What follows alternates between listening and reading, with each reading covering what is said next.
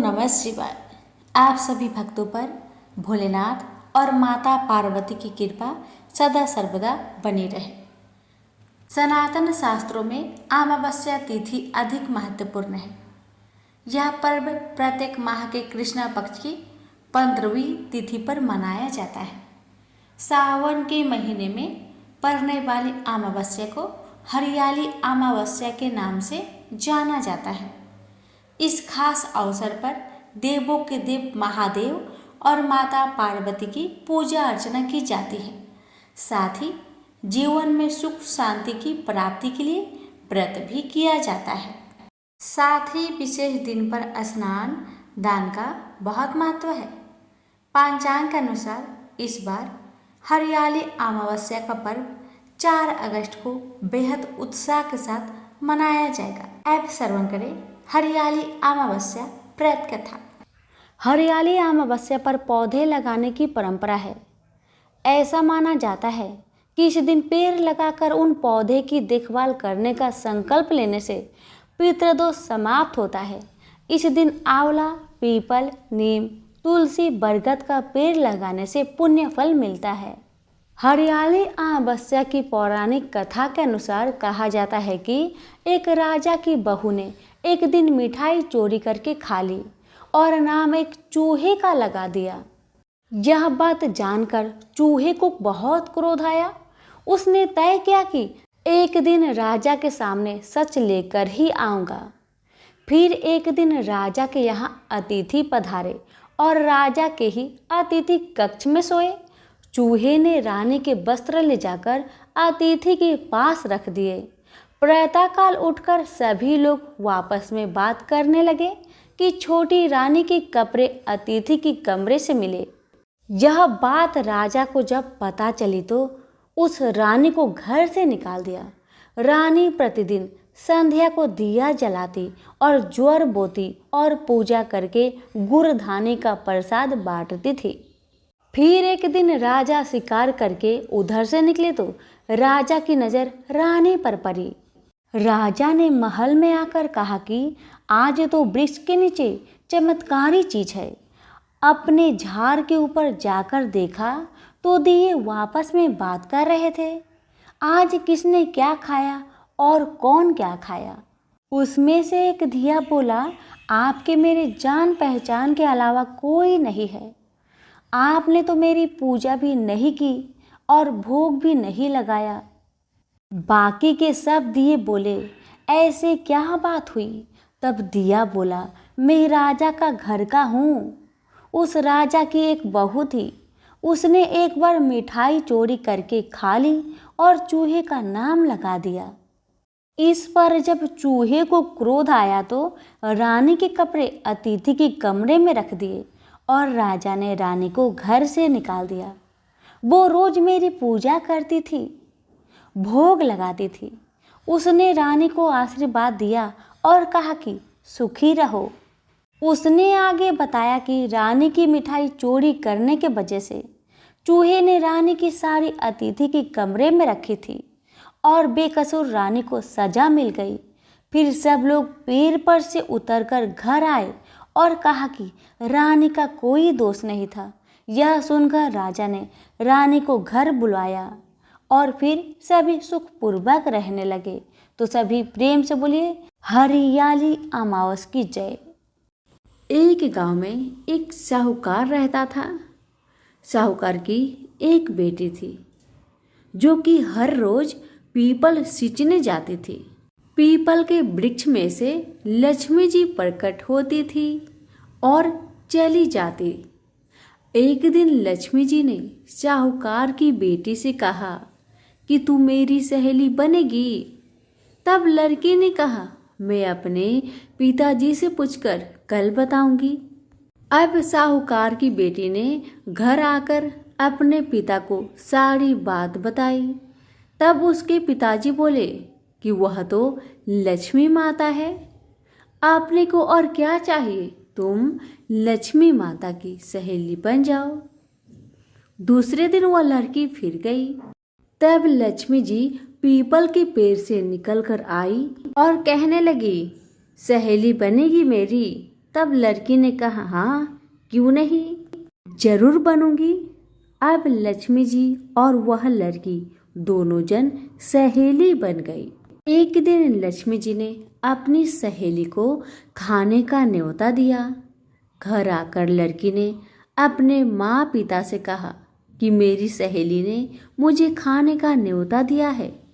तब पिता ने कहा कि सहेली के यहाँ जिमने जाइयो, पर संभाल कर जाना। तब वह लक्ष्मी जी के यहाँ जिमने गई तो लक्ष्मी जी ने उसे 1-2 साल ओढ़ने के लिए दिया, रुपए दिए, सोने की चौकी, सोने की थाली में 36 प्रकार के भोजन करा दिए। जिम कर जब वह जाने लगी तो लक्ष्मी जी ने पल्ला पकड़ लिया और कहने लगी कि मैं भी तेरे घर जिमने आऊंगी। तब लड़की ने कहा, हाँ सहेली क्यों नहीं, जरूर आना। अब वह घर जाकर चुपचाप बैठ गई। तब पिता ने पूछा कि सहेली की यहाँ से जिम कर आ गई और तू उदास क्यों बैठी है। तब उसने कहा, पिताजी मेरे को तो लक्ष्मी जी ने इतना कुछ दिया, अनेक प्रकार के भोजन कराए, परंतु मैं कैसे उनको जिमाऊंगी, अपने घर में तो कुछ भी नहीं है। तब उसके पिता ने कहा, गोबर मिट्टी से चौका लगाकर घर की सफाई कर लेना, 4 मुख वाला दिया जलाकर लक्ष्मी जी का नाम लेकर रसोई में बैठ जाना। लड़की सफाई करके लड्डू लेकर बैठ गई। उसी समय एक रानी नहा रही थी। उसका 9 लखा हार चील उठाकर ले गई और उसके घर वह 9 लखा हार डाल गई और उसका लड्डू ले गई। बाद में वह हार को तोड़कर बाजार में गई और सामान लाने लगी तो सुनार ने पूछा कि क्या चाहिए। तब उसने कहा कि सोने की चौकी, सोने के थाल, 1-2 साल दे, मोहर और सामग्री दे, 36 प्रकार का भोजन हो जाए इतना सामान दे। सारी चीजें लेकर बहुत तैयारी करी और रसोई बनाई। तब गणेश जी से कहा कि लक्ष्मी जी को बुलाओ। आगे आगे गणेश महाराज, पीछे पीछे लक्ष्मी जी आई। उसने फिर चौकी डाल दी और कहा, सहेली चौकी पर बैठ जा। तब लक्ष्मी जी ने कहा, सहेली चौकी पर तो राजा रानी के भी मैं नहीं बैठी, किसी के भी यहाँ नहीं बैठी। तो उसने कहा, पर मेरे यहाँ तो तुम्हें बैठना ही पड़ेगा। फिर लक्ष्मी जी चौकी पर बैठ गई। तब उसने बहुत खातिर की, जैसे लक्ष्मी माता ने करी थी वैसे ही उसने भी करी। लक्ष्मी जी उस पर बहुत प्रसन्न हुई और घर में खूब रुपए एवं लक्ष्मी हो गई। साहूकार की बेटी ने कहा, मैं अभी आ रही हूँ, तुम यहीं पर बैठी रहना। और वह चली गई। लक्ष्मी जी गई नहीं और चौकी पर बैठी रही। उसको बहुत दौलत दी। हे लक्ष्मी माता, जैसे आपने साहूकार की बेटी को दिया वैसे सबको देना। कहानी सुनते, हुक्कारा भरते अपने सारे परिवार को देना, पीहर में देना, ससुराल में देना, बेटे पोते को देना। हे लक्ष्मी माता, सबका कष्ट दूर करना, दरिद्रता दूर करना, सबकी मनोकामना को पूर्ण करना। तो प्रेम से बोलिए लक्ष्मी माता की जय हो। श्री कृष्ण भगवान जी का वचन है कि जो प्राणी इस गर्भ गीता का सद्भावना से विचार मनन करता है सो पुरुष फिर गर्भवास में नहीं आता।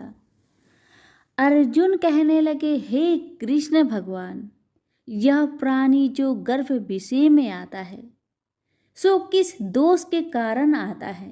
हे प्रभु, जब यह जन्मता है तब इसको जरा आदि रोग लगते हैं, फिर मृत्यु होती है। हे भगवान, वह कौन सा कर्म है जिसके करने से जन्म मरण से रहित होवे। श्री कृष्ण भगवान कहने लगे, हे अर्जुन, यह मनुष्य जो है सो अंधा मूर्ख है और संसार के साथ प्रीति करता है। यह पदार्थ मैंने पाया है, और वह मैं पाऊंगा। ऐसी चिंता इस प्राणी के मन से उतरती नहीं। 8 पहर माया को ही मांगता है। इन बातों को करके बार बार जन्मता है और मरता है। वह गर्भ विषय दुख पाता रहता है। अर्जुन कहने लगे, हे कृष्ण भगवान, यह मन हाथी की न्याय है। तृष्णा इसकी शक्ति है। यह मन तो 5 के बस में है। काम, क्रोध, लोभ, मोह और अहंकार। इन 5 में अहंकार बहुत बली है। ये कौन सा यत्न है जिससे मन बस में होए? वैसा ही मन रूपी हाथी को बस में करने के लिए ज्ञान रूपी अंकुश है। अहंकार करने से यह जीव नरक में पड़ता है। अर्जुन कहने लगे, हे भगवान, जो एक तुम्हारे नाम के लिए वन खंड में फिरते हैं, एक वैरागी हुए हैं, एक धर्म करते हैं, इनको कैसे जाने? जो वैष्णव है वे कौन है? श्री कृष्ण भगवान कहने लगे, हे अर्जुन, मेरे ही नाम के लिए वनों में फिरते हैं वह सन्यासी कहते हैं। एक सिर पर जटा बांधते हैं, एक अंग पर भस्म लगाते हैं। उनमें हम नहीं है, क्योंकि इनमें अहंकार है। इससे मेरा दर्शन दुर्लभ है। अर्जुन कहने लगे, हे भगवान, वह कौन सा पाप है जिससे स्त्री की मृत्यु हो जाती है? वह कौन सा पाप है जिससे पुत्र मर जाता है? और नपुंसक कौन से पाप से होते हैं? श्री भगवान कहने लगे, हे अर्जुन, जो किसी से कर्जा लेता है और देता नहीं, इस पाप से औरत मरती है। और जो किसी की अमानत रखी हुई बचा लेता है, उसके पुत्र मर जाते हैं। जो किसी का कार्य किसी के गोचर आए पड़े और वह जबानी कहे कि मैं तेरा कार्य सबसे पहले कर दूंगा, और जब समय आए तब उसका कार्य ना करे, इस पाप से नपुंसक हो जाता है। ये बड़े पाप है। अर्जुन कहने लगे, हे भगवान, कौन पाप से मनुष्य सदैव रोगी रहता है? किस पाप से गधे का जन्म पाता है, स्त्री का जन्म पाता है, तथा टट्टू का जन्म क्यों कर पाता है? और बिल्ली का जन्म किस पाप से होता है? श्री भगवान कहने लगे, हे अर्जुन, जो भी मनुष्य कन्यादान करते हैं और इस दान में मूल्य लेते हैं, वे दोषी है। वे मनुष्य सदा रोगी रहते हैं। जो विषय विकार के वास्ते मदिरा पान करते हैं, वे टट्टू का जन्म पाते हैं। और जो झूठी गवाही भरते हैं, वह औरत का जन्म पाता है। जो रसोई बना के पहले आप भोजन कर लेती है और पीछे परमेश्वर को अर्पण करती है, तो वे बिल्ली का जन्म पाती है। और जो मनुष्य अपनी झूठी वस्तु दान करते हैं, औरत का जन्म पाते हैं। वह गुलाम औरतें होती है। अर्जुन कहने लगे, हे भगवान, कई मनुष्यों को आपने स्वर्ण दिया है, सो उन्होंने कौन सा पुण्य किया है? और कई मनुष्यों को आपने हाथी घोड़ा रथ दिए हैं, उन्होंने कौन सा पुण्य किया है? श्री भगवान कहने लगे, हे अर्जुन, जिन्होंने स्वर्ण दान किया है उनको हाथी घोड़े वाहन मिलते हैं। जो परमेश्वर के निमित्त कन्यादान करते हैं, सो पुरुष का जन्म पाते हैं। अर्जुन कहने लगे, भगवान, जिन पुरुषों के अंदर विचित्र शरीर है, उन्होंने कौन सा पुण्य किया है?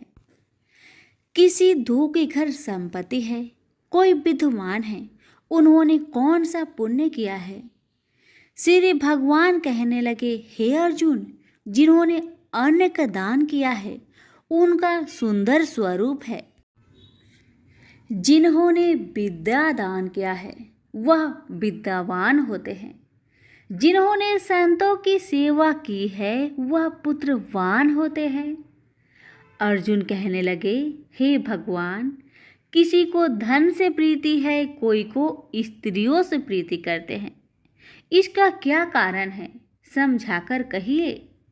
श्री कृष्ण भगवान कहने लगे, हे अर्जुन, धन और स्त्री सब नाश रूप है, मेरी भक्ति का नाश नहीं है। अर्जुन कहने लगे, भगवान, यह राजपाट किस धर्म के करने से मिलता है? विद्या कौन से धर्म करने से मिलती है? श्री कृष्ण भगवान कहने लगे, हे अर्जुन, जो प्राणी काशी जी में निष्काम भक्ति से तप करते हुए देह त्यागते हैं वह राजा होते हैं, और जो गुरु की सेवा करते हैं सो विद्वान होते हैं। अर्जुन कहने लगे, हे भगवान, किसी को धन अचानक बिना किसी परिश्रम से ही मिलता है, सो उन्होंने कौन सा पुण्य किया है? श्री कृष्ण भगवान कहने लगे, अर्जुन, जिन्होंने गुप्त दान किया है उनको धन अचानक मिलता है। जिसने परमेश्वर निमित्त पराया कार्य संवारा है वह मनुष्य रोग से रहित होते हैं। अर्जुन कहने लगे, हे भगवान, कौन से पाप से अमली होते हैं और कौन पाप से गूंगे होते हैं और कौन पाप से कुष्ठी होती है? श्री कृष्ण भगवान कहने लगे, हे अर्जुन, जो आदमी नीच कुल की स्त्री से गमन करते हैं सो अमली होते हैं। जो गुरु से विद्या पढ़कर मुकर जाते हैं सो गूंगे होते हैं। जिन्होंने गो घात किया है वे कुष्ठी होते हैं। अर्जुन कहने लगे, हे भगवान, जिस किसी पुरुष की देह में रक्त का विकार होता है वह किस पाप से होता है? और कोई दरिद्र होते हैं, किसी को खरक वायु होती है, और कोई अंधे होते हैं, तो कोई पंगुल होते हैं, सो कौन से पाप से रहित होते हैं? और कई स्त्रियां बाल विधवा होती है, तो यह किस पाप से होती है? श्री कृष्ण भगवान कहने लगे, हे अर्जुन, जो सदा क्रोधवान रहते हैं उन्हें रक्त विकार होता है। जो मलिन रहते हैं वह सदा दरिद्र होते हैं। जो कुकर्मी ब्राह्मण को दान देते हैं उनके खरक वायु होते हैं। जो पराई स्त्री को निर्वस्त्र देखते हैं, गुरु की पत्नी को दृष्टि करते हैं, सो अंधे होते हैं। जिसने गुरु और ब्राह्मण को लात मारी है सो लंगड़ा व पंगुला होता है। जो औरत अपने पति को छोड़कर पराये पुरुषों से संग करती है सो वह बाल विधवा होती है। अर्जुन कहने लगे, हे भगवान, आप पर ब्रह्मा हो, आपको नमस्कार है। आगे मैं आपको संबंधी जानता था, परंतु अब मैं ईश्वर रूप जानता हूँ। हे पर ब्रह्मा, गुरु दीक्षा कैसी होती है, सो कृपा करके मुझको कहिए। श्री कृष्ण भगवान बोले, हे अर्जुन, तुम धन्य हो, तुम्हारे माता पिता भी धन्य हैं जिनके तुम ऐसे पुत्र हो। हे अर्जुन, सारे संसार का गुरु जगन्नाथ, विद्या का गुरु काशी, चारों वर्णों का गुरु सन्यासी है। सन्यासी उसको कहते हैं जिन्हें सबका त्याग करके मेरे प्रति मन लगाया है, सो ब्राह्मण जगत गुरु है। हे अर्जुन, यह बात ध्यान देकर सुनने की है। गुरु कैसा करे? जिसने सब इंद्रियां जीती हो, जिसको सब संसार ईश्वरमय नजर आता हो और सब जगत से उदास हो। ऐसा गुरु करे जो परमेश्वर को जानने वाला हो और उस गुरु की पूजा सब तरह से करे। हे अर्जुन, जो गुरु काम भक्त होता है और जो प्राणी गुरु की पूजा सब तरह से करे। हे अर्जुन, जो गुरु का भक्त होता है और जो प्राणी गुरु के सम्मुख होकर भजन करते हैं उसका भजन करना सफल है।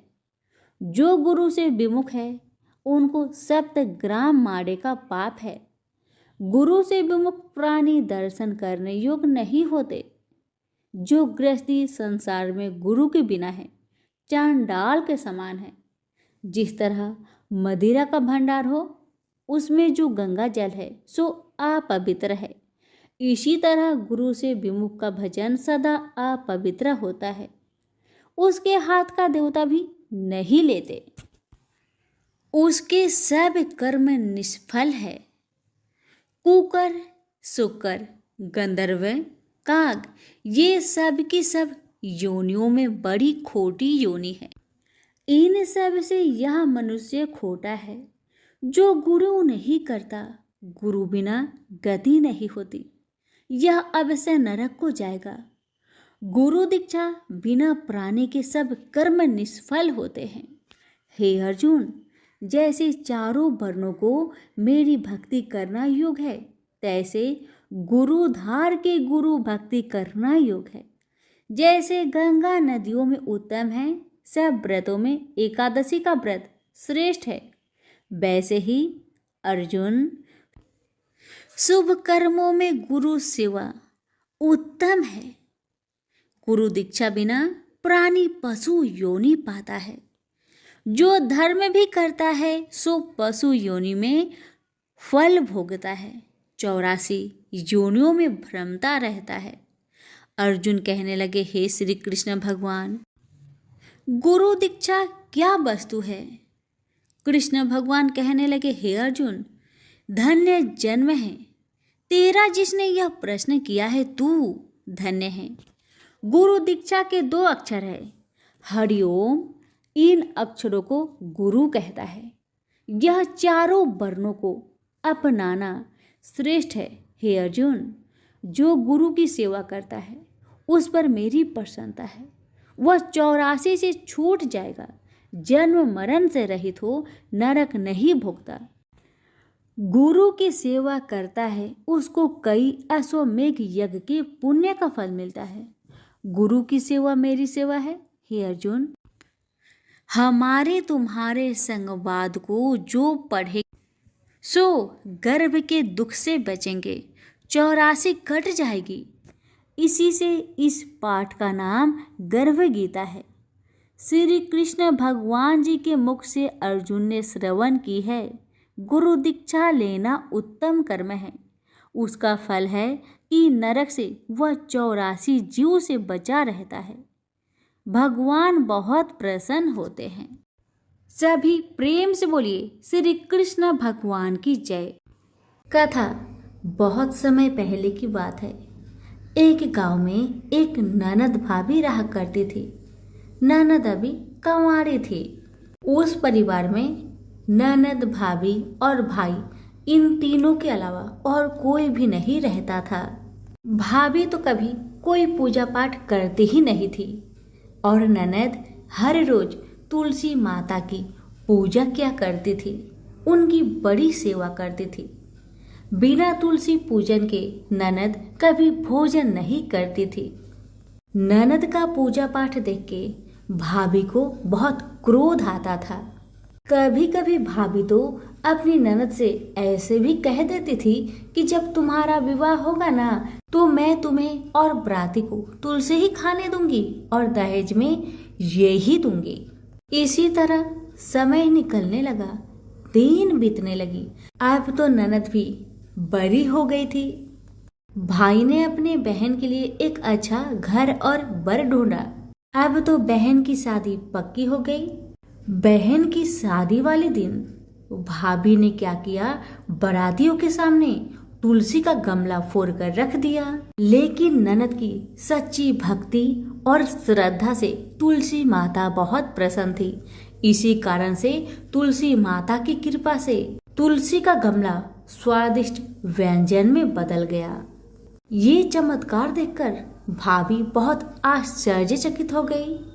लेकिन फिर भी उसका आदत नहीं गया। उसने फिर क्या किया, अपने ननद को गहने के बदले में तुलसी की मंजरी पहना दी, लेकिन तुलसी माता की कृपा से वह मंजरी भी सोने के आभूषण में बदल गए।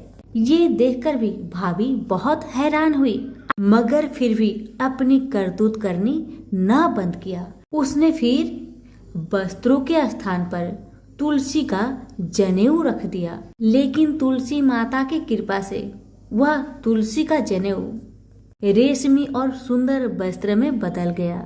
ननद की भाभी बहुत पापिन थी, इसलिए तुलसी माता की महिमा को न जान सकी। भाई ने अपने बहन को बड़े प्यार और आदर के साथ विदा किया। बहन ससुराल में गई।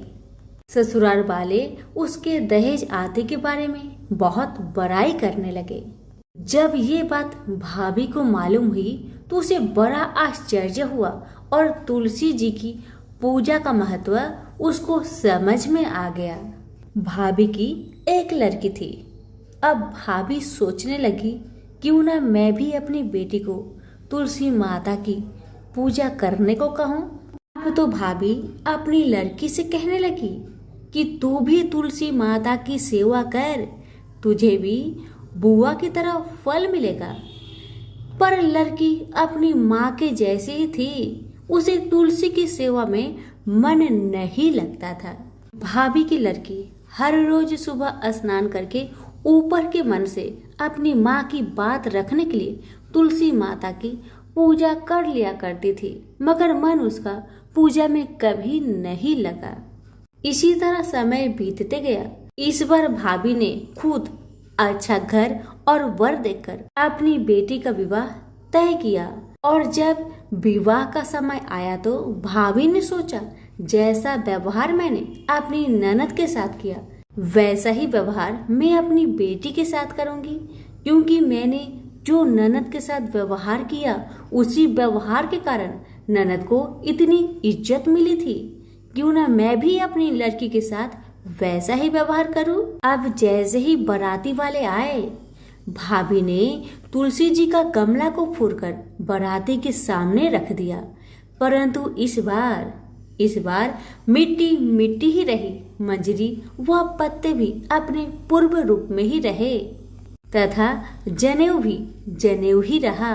सभी बाराती भाभी की बुराई करने लगे। ससुराल में भी लड़की की और उसकी माँ की बहुत बुराई हो रही थी। भाभी को अपनी ननद से बहुत जलन होता था। इस कारण भाभी अपनी ननद को बहुत कम ही घर पर बुलाया करती थी, पर भाई अपने बहन को बहुत मानता था। भाई ने एक दिन सोचा, बहन की शादी किए हुए बहुत साल हो गए, क्यों ना मैं अपने बहन से मिलकर आऊं, उसके ससुराल जाऊं। अब भाई ने अपनी इच्छा अपनी पत्नी को बताया। पत्नी से कहा, कुछ सौगात ले जाने के लिए कुछ दो, बहन का घर जाऊंगा, खाली हाथ कैसे जाऊं, कुछ हो तो मुझे दो। भाभी ने क्या किया, गुस्से से जुआर एक थैले में भरकर कहा, लो इसी को लो और अपनी बहन के घर ले जाओ, मेरे पास और कुछ नहीं है, यही है, इसी को ले जाओ। बेचारा पति दुखी मन से चल दिया, वही जुआर भरे थैले को लेकर, और मन ही मन में सोचते जा रहा था, भला कोई भाई अपने बहन के ससुराल में जुआर ले जाता है। यही सोचते सोचते भाई बहन के ससुराल की तरफ जा रहा था। उसने सोचा, ये जुआर बहन के ससुराल ले जाऊंगा तो लोग क्या कहेंगे, क्यों ना मैं इसे गाय को खिला दूं। भाई जब बहन के नगर के समीप पहुंचा और उसने एक गौशाला में गाय के सामने जुआर का थैला उलट दिया। जुआर को उलटता देखकर तब गौपालक ने कहा, ए भाई तुम ये क्या कर रहे हो, सोना मोती गाय के आगे क्यों डाल रहे हो। भाई ने जब नीचे देखा तो सचमुच हीरे मोती सोना चांदी जगमगा रहे थे। भाई ने तुलसी माता के चमत्कार को जान लिया और जोर जोर से तुलसी माता की जयकारा लगाने लगा और सारी कहानी उस गौपालक को बताया था। सोना चांदी हीरा मोती थैले में भरकर बहुत प्रसन्न मन से अपने बहन के घर गया। बहन भाई को देखकर बहुत प्रसन्न हुई। और अपनी भाई की बहुत आवभगत की। भाई ने अपनी बहन की सास ससुर से आज्ञा लेकर अपनी बहन को घर लेकर आया और रास्ते में सारी कहानी बताते आ रहा था कि कैसे भाभी ने ज्वार भरकर थैले में दिए थे और तुलसी माता की कृपा से कैसे ये ज्वार हीरे मोती सोने चांदी में बदल गए। भाई को तुलसी माता का महिमा पता चल गया था। अब भाई और बहन घर आकर अपनी भाभी को सारी कहानी बताते हैं और तुलसी माता की महत्व को समझाते हैं और पूजन करने का फल उसे भी बताते हैं। अब तो भाई और भाभी और उसकी बेटी तीनों जन मिलकर हर दिन तुलसी माता का पूजन किया करते थे और तुलसी माता भी उनके पूजन से प्रसन्न होकर उनके घर में अन्न धन के भंडार भर दिए और भाभी की बेटी को भी अच्छा घर और वर मिला। तो सभी मिलकर बोलिए तुलसी मैया की जय हो। पुराणों में वर्णित है कि एक बार माता पार्वती ने भगवान शिव से पूछा, आप अजर अमर हैं और मुझे तो हर जन्म के बाद नए स्वरूप में आकर फिर बरसों की कठोर तपस्या के बाद आपको प्राप्त करना होता है। मेरी इतनी कठोर परीक्षा क्यों? और आपके कंठ में पड़ी यह नरमुंड माला तथा आपके अमर होने का रहस्य क्या है? मुझे कृपा करके बतलाइए। तब भगवान शंकर ने माता पार्वती से एकांत और गुप्त स्थान पर अमर कथा सुनने को कहा, जिससे कि अमर कथा कोई अन्य जीव न सुन पाए, क्योंकि जो कोई भी इस अमर कथा को सुन लेता है वह अमर हो जाता है। शिव जी ने पार्वती को इसी परम पावन अमरनाथ की गुफा में अपनी साधना की अमर कथा सुनाई थी, जिसे हम अमरत्व कहते हैं। भगवान भोलेनाथ ने अपनी सवारी नंदी को पहलगाम पर छोड़ दिया, जटाओं से चंद्रमा को चंदन नाड़ी में अलग कर दिया और गंगा जी को पंचतरणी में तथा कंठा भूषण सर्प को शेषनाग पर छोड़ दिया। इस प्रकार इस पड़ाव का नाम शेषनाग पड़ा। अगला पड़ाव गणेश पड़ता है। इस स्थान पर बाबा ने अपने पुत्र गणेश को छोड़ दिया था, जिसको महागुना का पर्वत भी कहा जाता है। पिसु घाटी में पिसु नामक कीड़े को भी त्याग दिया। इस प्रकार महादेव ने जीवनदायिनी पांचों तत्व को भी अपने से अलग कर दिया। इसके बाद मां पार्वती के साथ उन्होंने गुप्त गुफा में प्रवेश किया और अमर कथा मां पार्वती को सुनाना शुरू किया। कथा को सुनते सुनते देवी पार्वती को नींद आ गई और वह सो गई, जिसका शिव जी को पता नहीं चला। भगवान शिव अमर होने की कथा सुनाते रहे।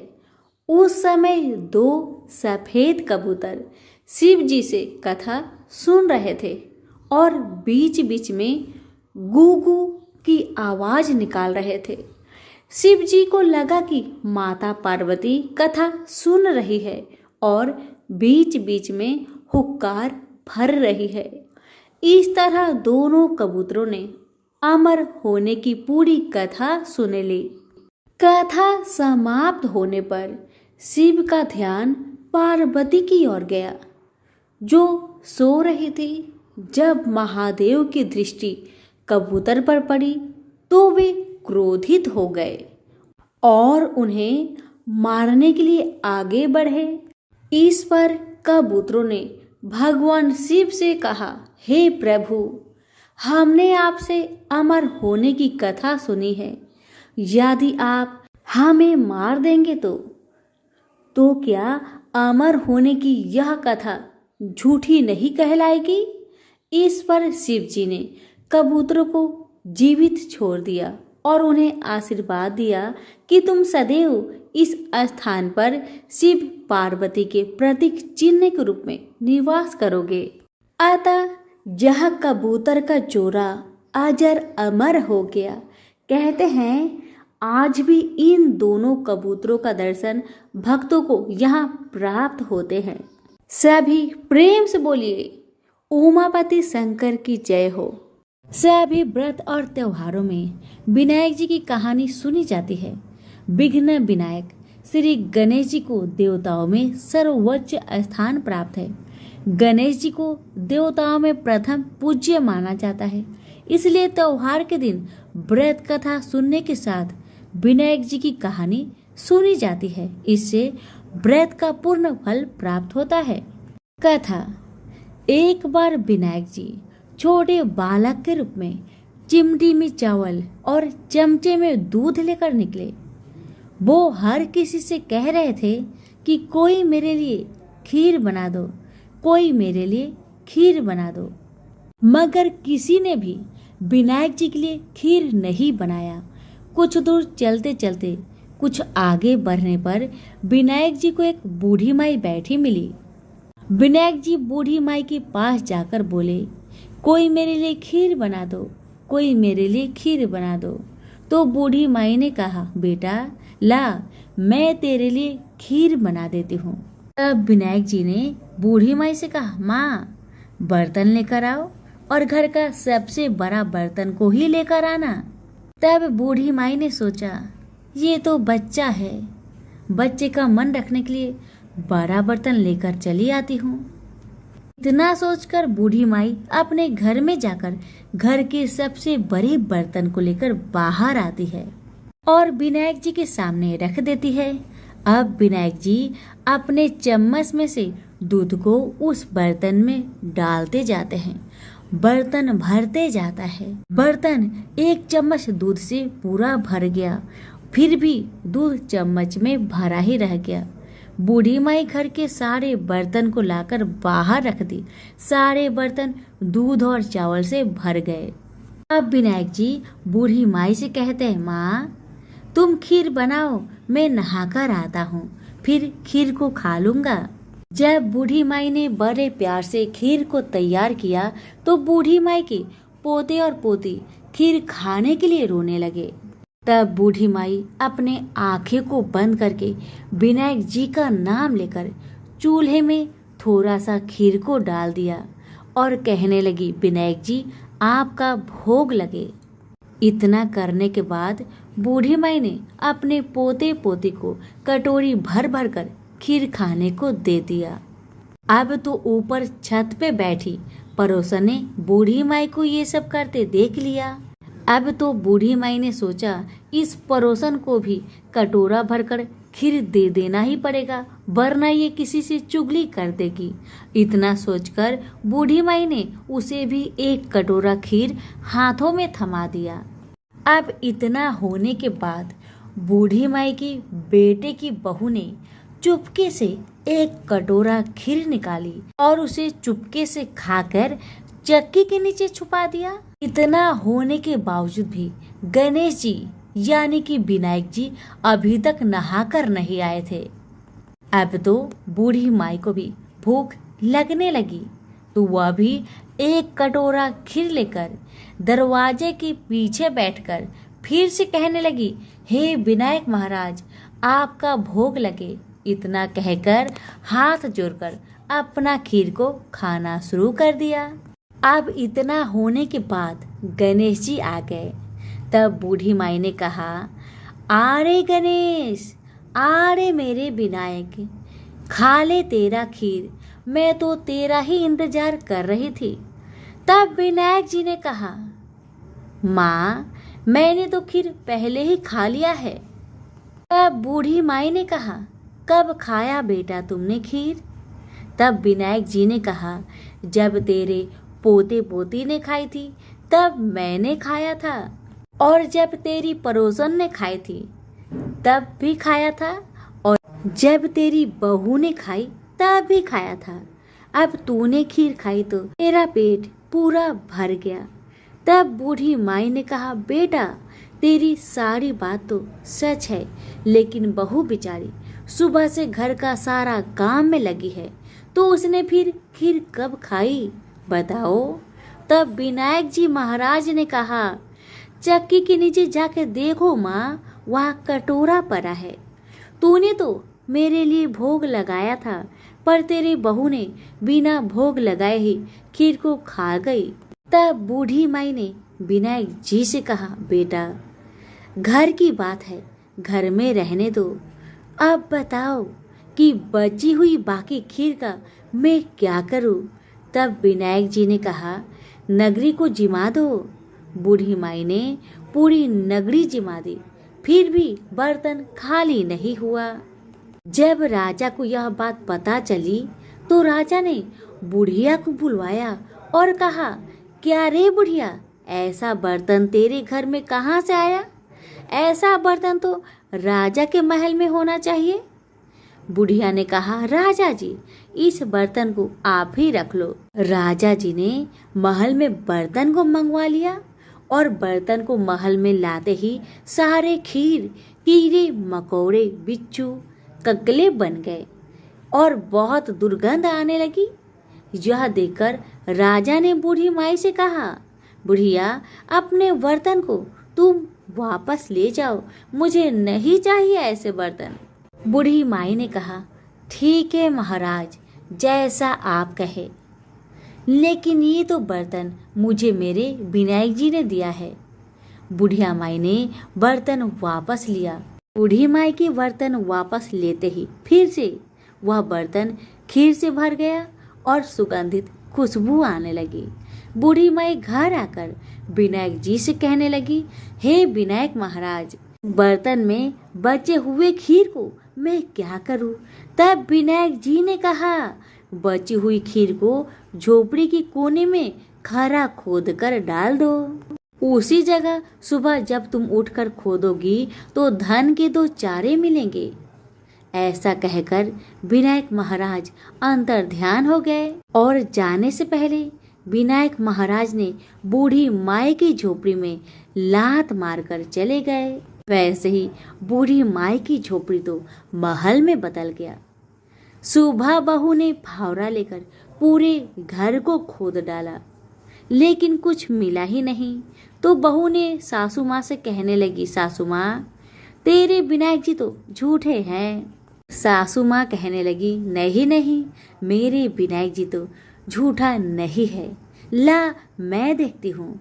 बुढ़िया माई ने सुई लेकर खोजने लगी तो टन टन करते 2 धन के चारे निकल आए। तब बहू ने कहा, सासू माँ, तेरे गणेश जी तो साचो है। सासू माँ ने अपने बहू से कहा, विनायक जी तो भाव नाव के भूखे हैं। हे विनायक जी महाराज, हे गजानंद, हे गणेश जी महाराज, जैसे आपने बूढ़ी माई को दिया वैसे सबको देना। विनायक जी की कहानी कहने वाले, हुक्कारे भरने वाले और आसपास के सभी सुनने वाले सबको देना। तो सभी प्रेम से बोले, विनायक महाराज की जय।